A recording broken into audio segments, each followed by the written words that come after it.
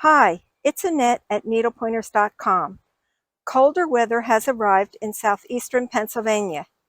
In my garden, lettuce, kale, and Swiss chard are still growing.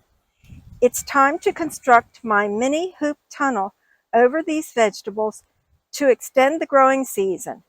So let me show you how I build my hoop tunnel. The mini hoop tunnel has two basic components, the frame and the covering. For the frame, I use 4 half-inch PVC pipes, each 8.5 feet long.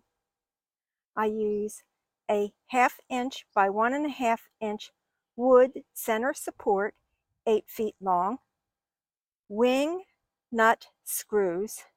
For the covering, I use heavy-duty plastic material that is 4 millimeters thick. And to secure the plastic, I use snap clamps and bricks and wood.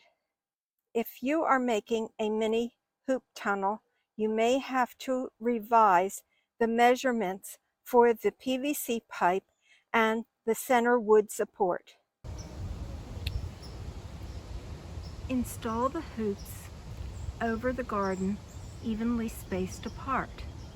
When I constructed my raised bed, I placed 1.5 PVC pipes along the sides just for this purpose.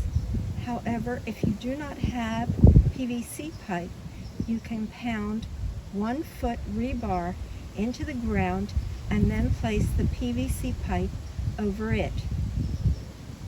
Next, you need to put the wooden support beam along the top of the mini hoop.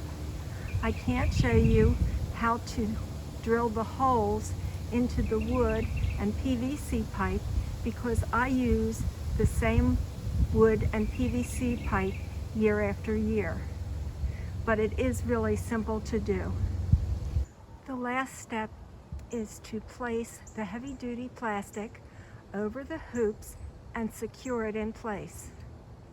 If it's a hot day and you feel that your raised bed needs some ventilation, you can either open up the end or the sides.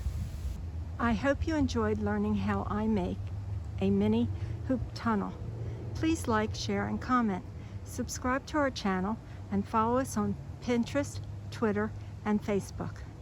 Also, visit our website, needlepointers.com, for other gardening information and tutorials.